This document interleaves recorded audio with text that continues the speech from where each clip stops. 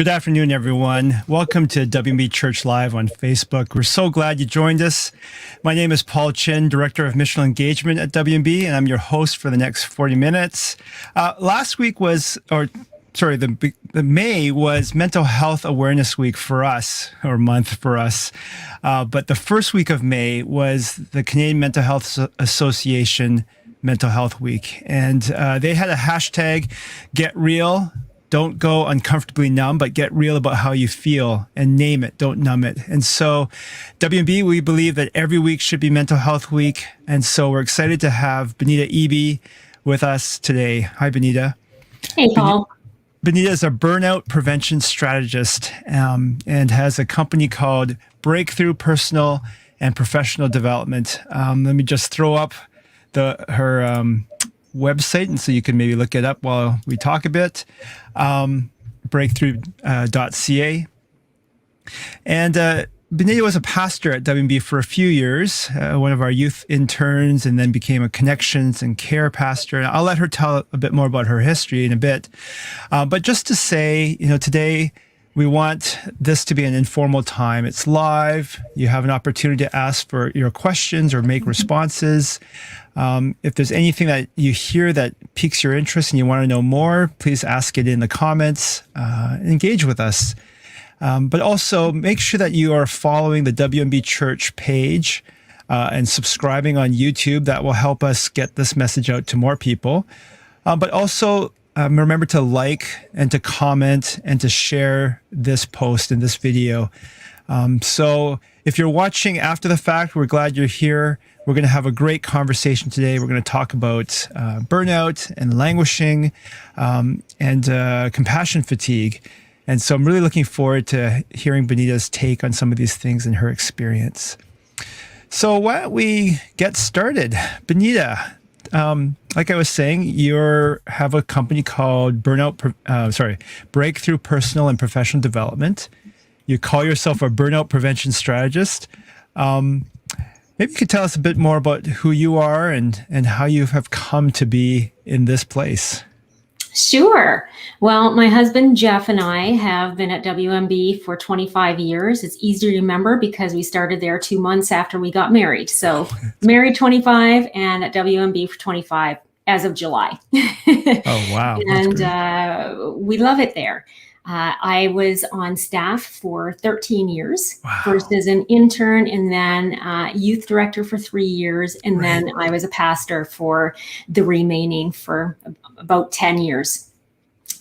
And we have, since I have not been on staff for the last 5.5 years, we still attend WMB. As a matter of fact, Jeff is on our leadership board and has been the last 5 years. So he absolutely loves that. And he was he's an electric guitarist on one of our worship teams, one of the teams that I led for a number of years. He was my electric guitarist. I was like him doing his guitar licks in the background. It was amazing. That's exactly it. He's the guitarist that went from shaving his head and being bald to now having lawn hair through COVID. Yeah. Yes. So, we've been at WMB 25 years, like I said, and we're involved in a bunch of different ways. So while I was at WMB, I went through burnout, and that was a very confusing time for me because I didn't know what it was, and no one was able to tell me. It was just something that wasn't talked about at that time. So when Paul, you can steer this, but I can tell a little bit of my story. Yeah, go ahead.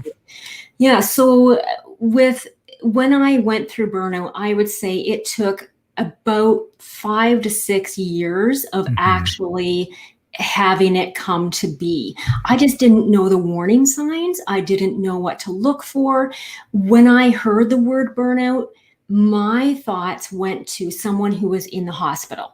Right. Because the only people I knew who had used that term had been in the hospital. Yeah. So I thought, well, I'm not, so it must not be that. Although I was certainly talking about it lots and saying like, what kind of resources are there and that kind of thing. So lots of honesty all around. But it was a confusing time. So when I completely crashed. And a crash for me was very, very physical. I literally went from running marathons to being flat on my back for an entire year. It was tremendous. And through that time, and by then I had resigned from WMB.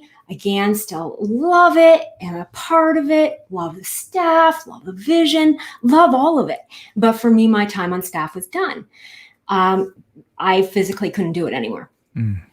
So when that happened and I landed up flat in my back on my couch and I had no idea, what is this crash? I went to my doctor, I went to counselors, I went to a naturopath, I went to an osteopath, massage therapist, like it just keeps going. And all of them had a wonderful part in my recovery. The unfortunate part was back then we weren't talking about burnout. That's right. So when I asked my doctor what happened to me, his literal response was, I don't know, but it is an absolute miracle you did not take a heart attack. Yeah. Those were his exact words.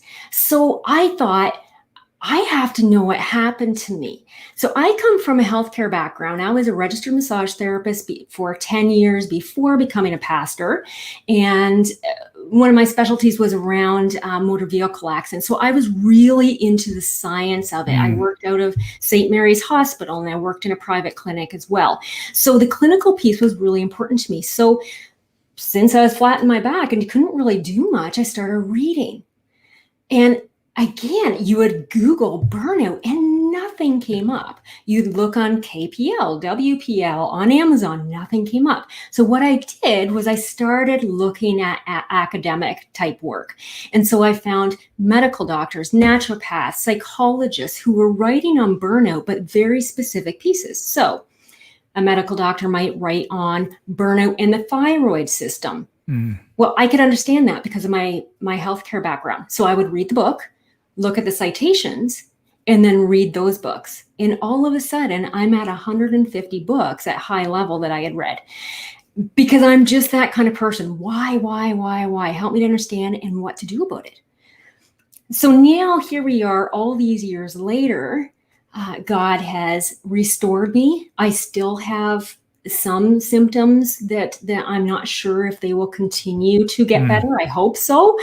But for the most part, I'm healthy, I'm well, and I felt a real calling into this business around burnout prevention. So I guess the last thing I'd say on this is I work with both organizations and individuals around workplace wellness programs and culture transformation, workshops and programs, and then individuals with executive coaching.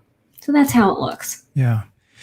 Bonita, I went through a bit of a burnout. I'm not sure if it was a full on like yours, but it was definitely a tough season of leadership that left me pretty raw. And I know that it took me probably 4 or 5 years to kind of go through healing, even some of my own journey with God, to go through healing and understand what happened, to recover from emotionally.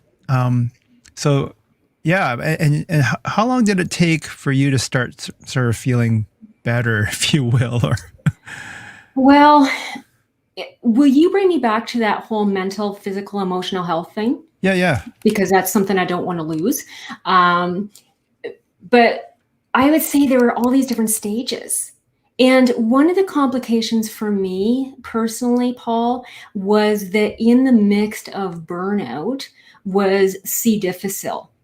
Okay. So as I was going in and out of hospitals as a pastor, somewhere along the line, I picked up C. difficile. And because hopefully this isn't TMI, but I had a lot of gastrointestinal issues as it was. So I did not, I did not show masked up the way that it would normally do. So we didn't find that until I was seeing a naturopath. We did a bunch of testing because she said, you should be better than you are right now. Because she was able to bring me a fair amount of the way in health. And then we did testing and it's like, oh, wow, this is what we're dealing with. So there was different layers. But the thing is, that through the research that I've done, I've recognized that most people who go through burnout, especially as you go through the different stages, the more stages you go through, the more illness that you will encounter. Okay. Mm-hmm. Interesting. What are some of those stages? Great. So I actually have a workshop on this that talks about the stages and the symptoms and all of that kind of thing. But essentially, I have named 6 different stages that take you all the way from just simply being in that place of almost like languishing that we're going to be talking about today, all the way to being unable to function. And so there's this trajectory. And I think that one of the challenges with burnout is, like myself, there's this expectation that you're not actually burnt out unless you're at the place of a major crash. And just like heart disease, just like anxiety, just like anything else on the spectrum, the earlier you catch it, the earlier it is to reverse those things. So that's why I train on these stages of burnout, so that if you're a teacher and you're part of a teachers union, the teachers union can see, oh, these are the stages. And later on, we're actually going to be offering everyone here a free burnout assessment that can help you to see, where am I on this? I don't name the scale in it, but you can see out of 1 to 10, where am I on this? Where am I on this next thing? And it can really present some red flags. So we can talk about a few of the symptoms of burnout, but first, let's go back to what you said about the physical, the mental, the emotional. So one of the challenges with burnout is this. The preamble would be, I am so excited and so grateful that we are talking about mental health. That is just so incredibly important. And honestly, between mental health awareness and the pandemic, which I'm not sure that you can separate either in its becoming okay to talk about, that is just so good. And burnout does often fall within that. But if we speak about burnout as only a mental health issue, we're now in trouble, because burnout affects our mental health, physical health, emotional health, spiritual health, our relational health, our financial health, and our professional health. So I call those the 7 spheres of wellness. And so when I work with people, we look at all 7 of those different areas, again, whether it's an individual or an organization, because burnout will affect your relationships. It will affect how you can work and your productivity. Physically, you have things like you have difficulty sleeping. You have difficulty with your workload. You have difficulty with your immune system. You can't fight off those infections anymore. You get sick really easily. There's all different kinds of things like that. But then with the mental health, sometimes people experience anxiety. That's what I experienced. I experienced a lot of anxiety. I didn't know that it was that at the time. So I'm so grateful for you doing this Facebook Live with people talking about their experiences. But the greatest concern I have around all of this is this. The number one question I get about burnout is burnout and depression the same thing? And it is not. You can have burnout and not have depression. You can have depression and not have burnout. And you can have depression and burnout at the same time. But my concern is that I have been told the number one reason I had not been diagnosed with burnout is because I didn't have depression. And so that's what it was looking for. And so that's what I find with whole organizations and with people in general. There's this idea that I'm going to be depressed and that's how I'll know that I am burnt out. Not necessarily. So what are some of the things, particularly early stage, that we would be looking for? Yeah, some basic things like sleep disturbances, being unable to go to sleep because you've got what I call monkey brain, where your brain just won't shut off. You're thinking about everything that needs to be done. You're thinking about all the projects that need to happen. You're worried about all kinds of things. There's again, getting infections really easily. It's that overwhelming stress, like the number one symptom of burnout is exhaustion. And interestingly enough, I do have on my website a blog post that is all about the symptoms of burnout. Some other ones would be the effects on the endocrine system. So that would mean your thyroid, your adrenal system. For me, that's what caused my crash. There's also, again, the anxiety, the depression. There's the incredible amount of emotional exhaustion. And that's oftentimes what people are experiencing, but they don't know what to do with it. And they don't know why it's happening. So I find with people, and I found with myself too, that I could be physically fine. Like I could still go to the gym. I could still do lots of things while I was still working, but emotionally just drained. Part of that was working in crisis. And it's one of the things that's been interesting for everybody through the pandemic is now everyone's experiencing crisis. Yeah, it's a shared crisis, shared trauma. Right. Yeah, that's right. Marlene has a great question. I know that that's helpful, Marlene, to get us segueing into what we did want to talk about as well, which is compassion fatigue. So she says, compassion fatigue in caregiving role is another name for burnout, ? Oh, great question, Marlene. Oh, I love that. Here's the thing. With burnout, it's specific to workplace stress. So compassion fatigue can turn into burnout. They are really, really closely related.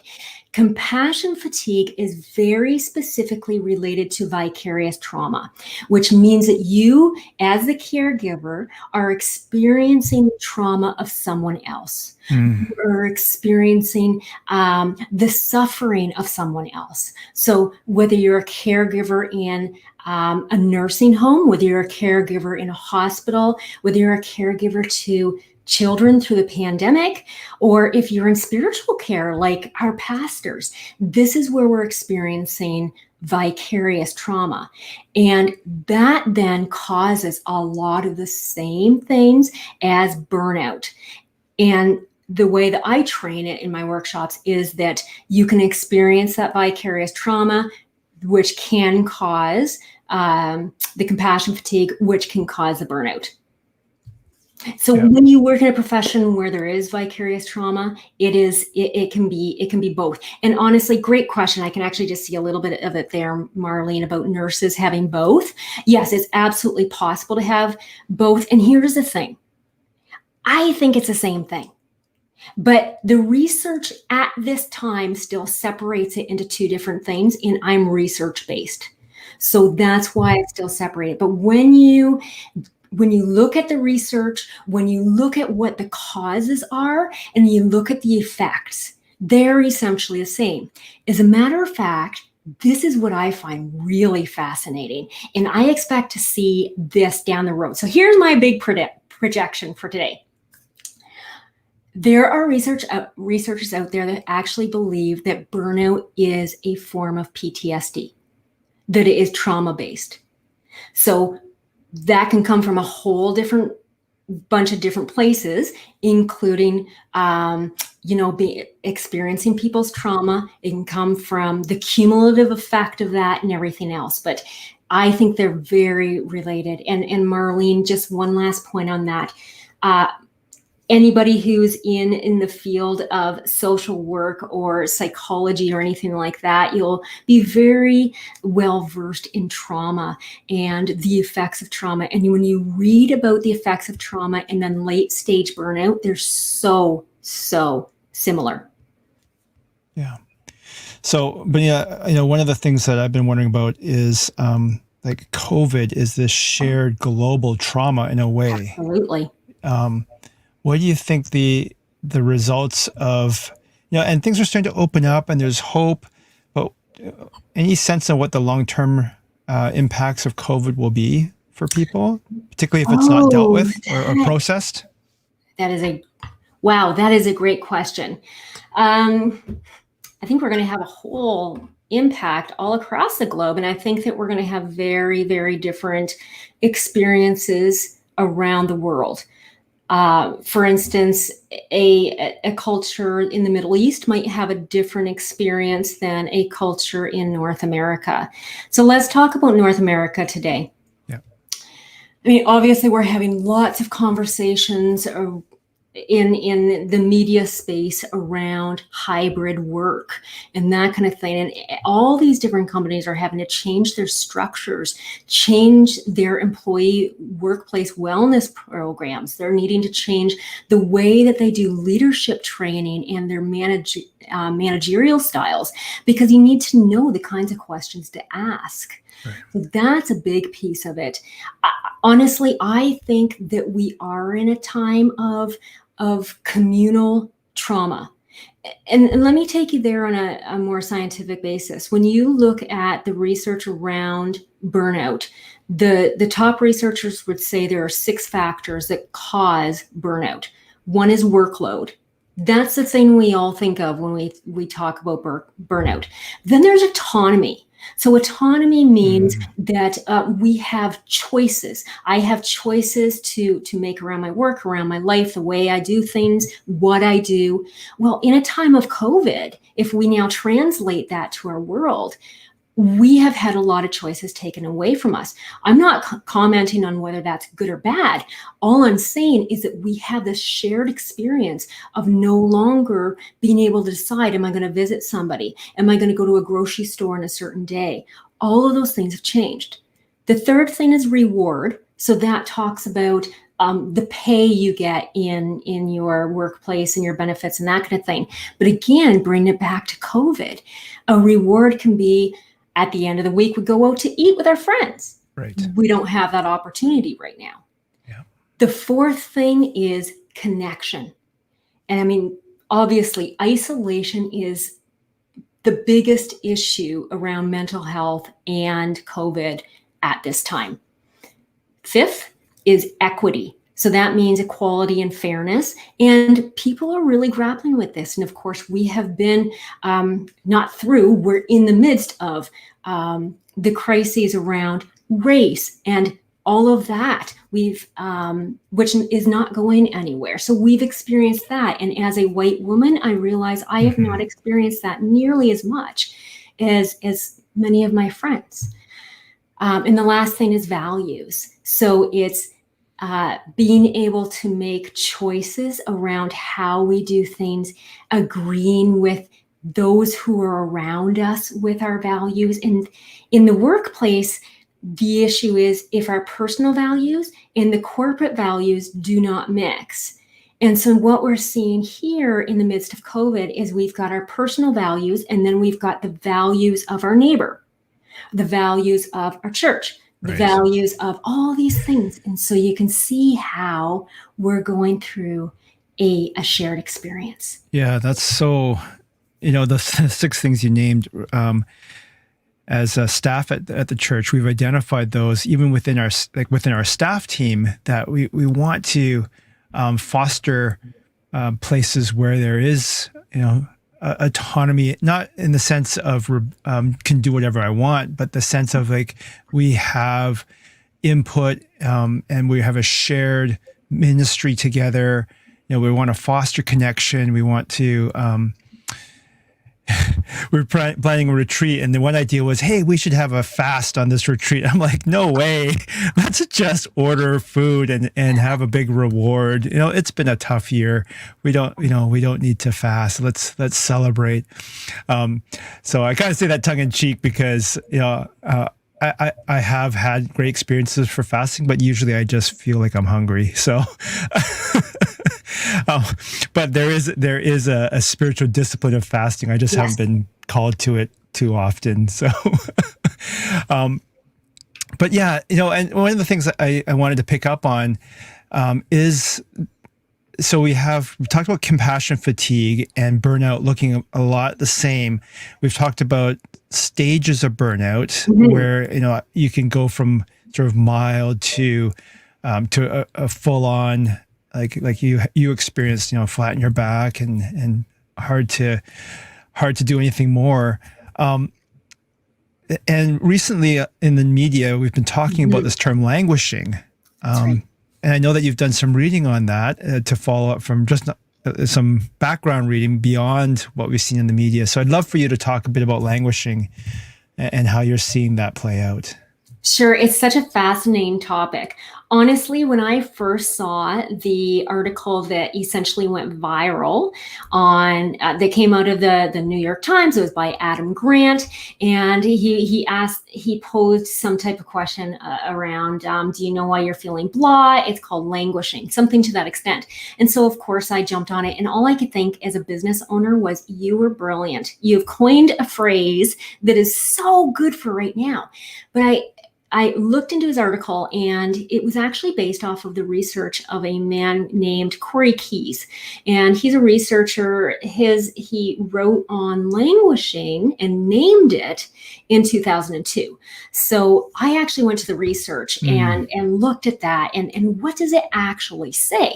So the interesting thing is it's a word that describes not quite burnout because you still have energy, and not quite depression because you still have hope, but is this place in between burnout and flourishing.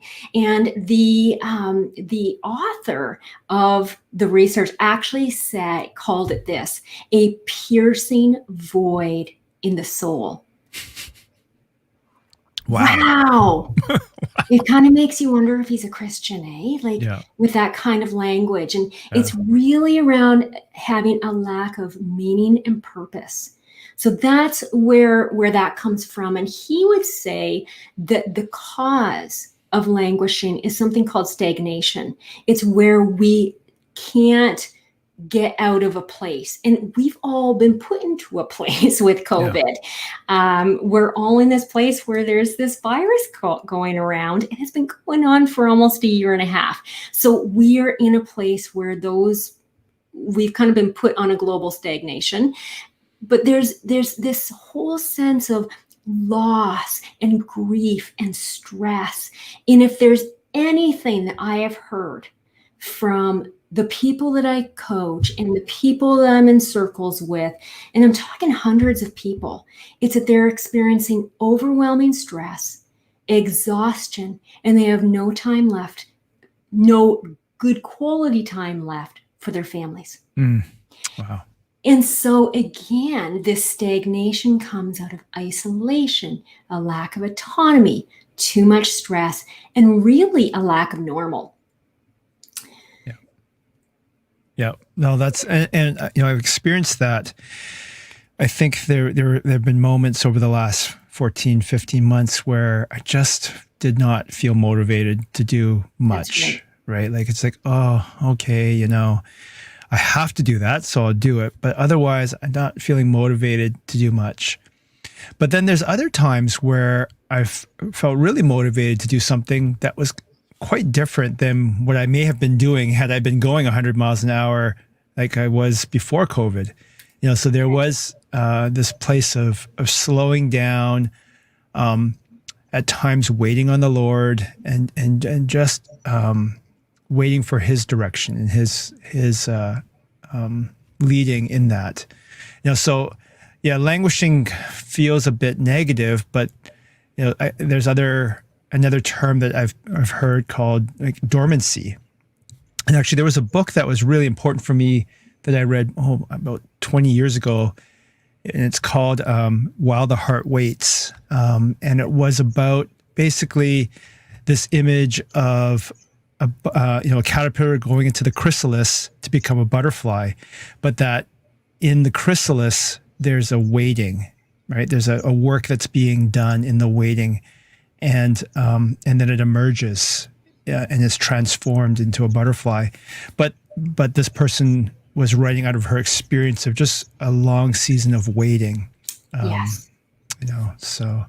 Absolutely. I think that pairs nicely with the whole piece of the way that we get over the stagnation is really around creating meaning and getting away from fragmentation, which we'll talk about when we talk about the tips, but that's an important piece.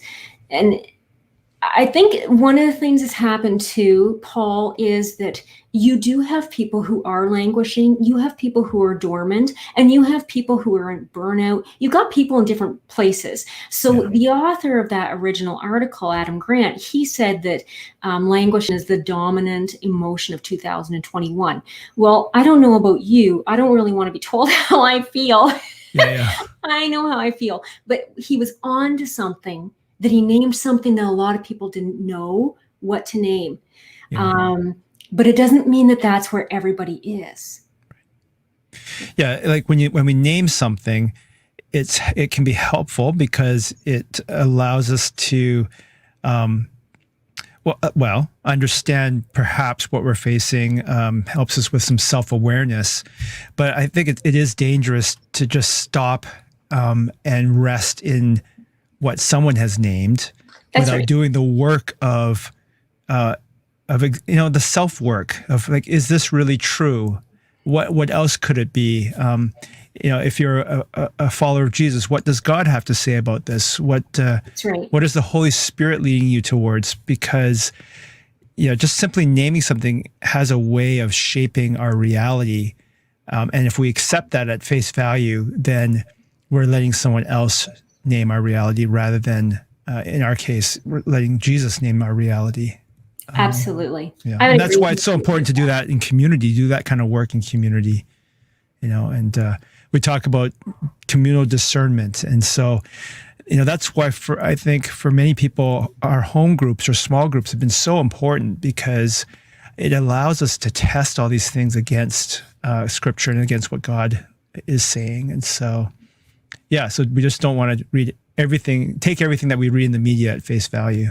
Absolutely. I think we were talking about it today simply because it's front and center in the media. And so we're talking about it because it's in front of us, but it doesn't mean that we're saying that that's where everybody is by any means. I would say that when COVID began, all of us experienced, and maybe I shouldn't say all of us there either, but the majority of people experienced this whole new huge piece of stress. And with stress, it affects our brains so much, and it affects our entire systems. But when you think of the brain, you have several different sections. So if you're from medical, just bear with me. But to make it super easy, we have the brain stem, and then we have what we call the prefrontal lobe, which is our higher thinking. So the brain stem is all about survival. It's a part of the brain that even reptiles have. So that's why it's called the reptilian brain sometimes. And then we have the prefrontal lobe and prefrontal cortex, which is our higher thinking. It's so the way that we can make decisions and be able to think constructively, make strategy, all of that kind of thing. When stress happens, the immediate response is our amygdala, which is a small part in the brainstem. It fires. And when it fires, we go into fight, flight, or freeze response. Right. And collectively, we went into a fight, flight, or freeze response. Now, the thing is that stress has not let up. It hasn't.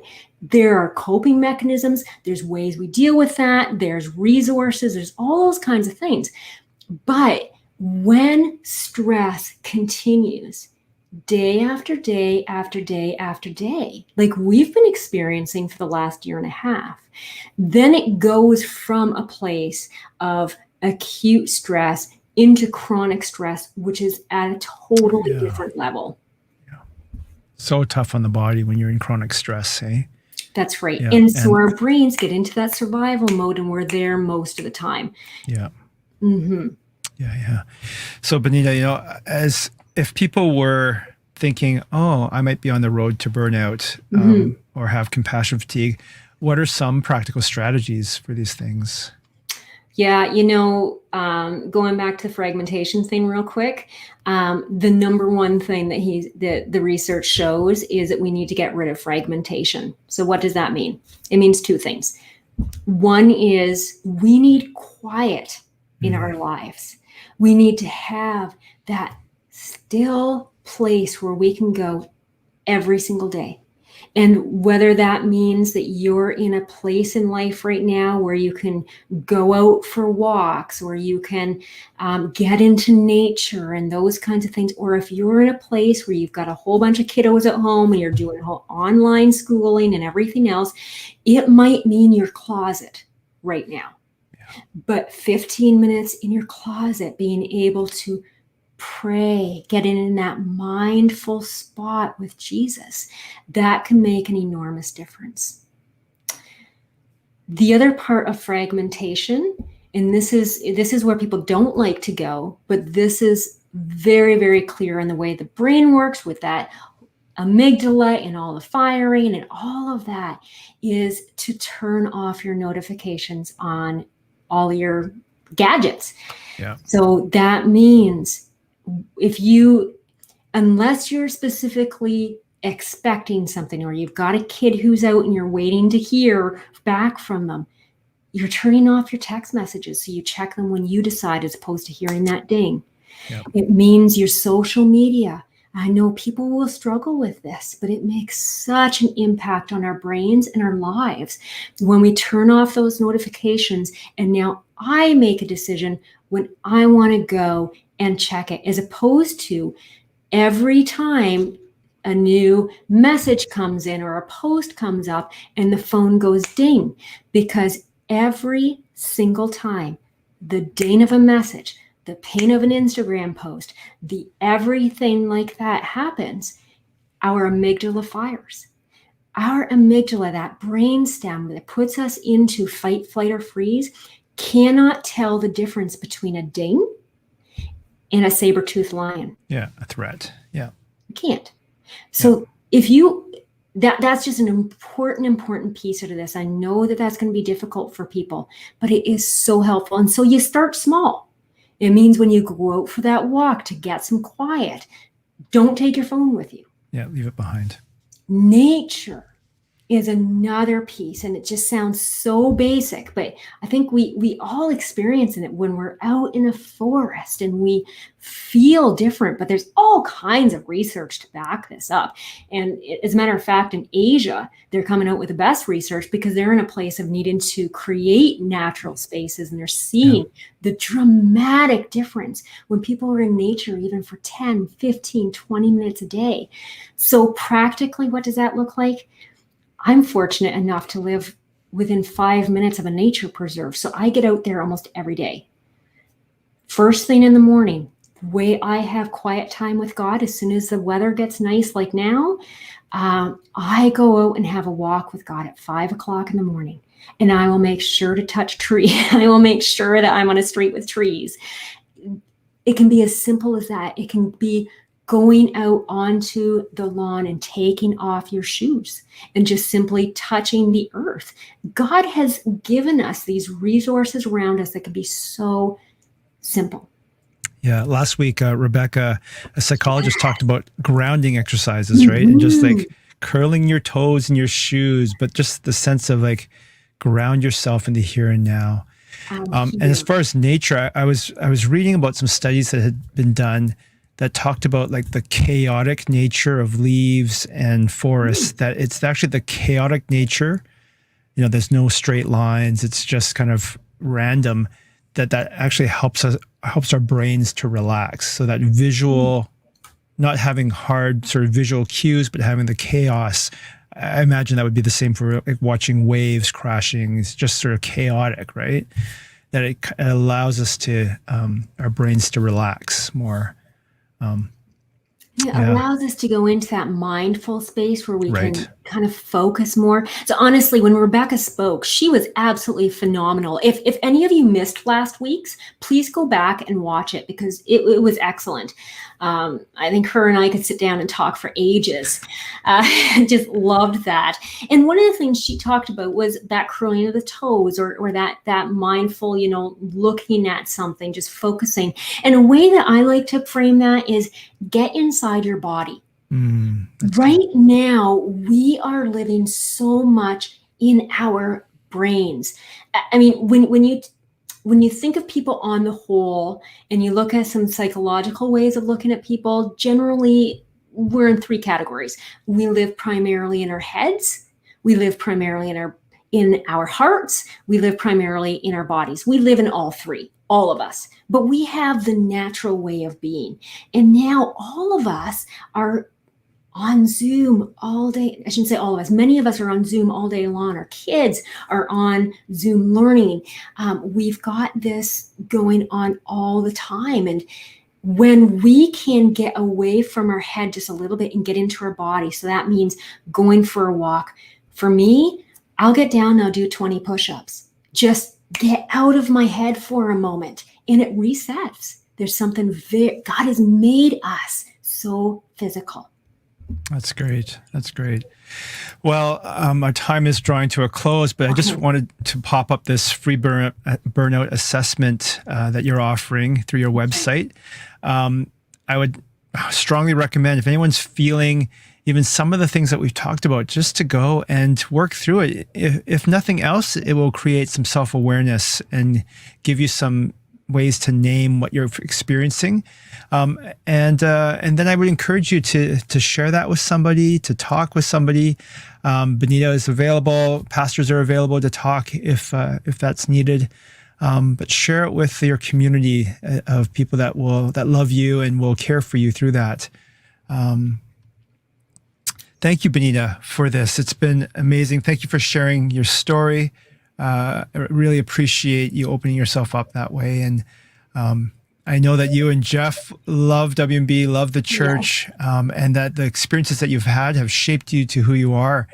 And that's an important thing. I know for me that in my life, there have been times where something negative happened, like a burnout or like a conflict, but that God uses those things to shape us for who we are.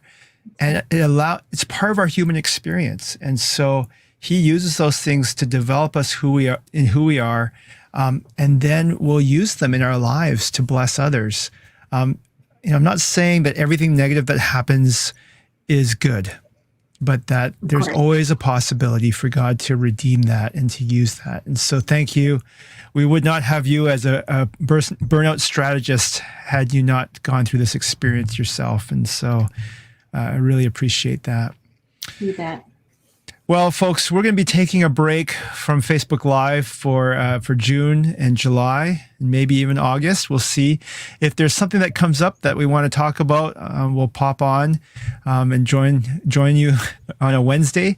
But for the most part, we're going to be a bit quieter for over the summer, just as an opportunity for all of us to recharge. So again, make sure that you're subscribed to our YouTube page, that you've joined our WMB Church community on Facebook, that you're liking and you're commenting and sharing this post. It will help others. And be sure to check out Bonita's website with some other resources and tools. So thank you for joining us. I did want to mention one other thing, that we do have a workshop that's coming up. I have to find the information, but it's coming up on June 8th. And Wayne is hosting it. Part of our Barnabas Missions is hosting it. It's called Resilience, a Balanced Approach to Self-Care. And so this is a Zoom workshop held by a professional therapist who will share insights on COVID fatigue, trauma, and practical tips for building emotional resilience. So RSVP on our website. We'll put that information in the chat. And that's coming up in a week and a bit. So anyway, it's been great to talk with you, Bonita. Thanks so much for joining us. And everyone, thank you. And keep in touch. We're praying for you, and we want to help if we can. And so keep in touch with us. Bye for now, everyone.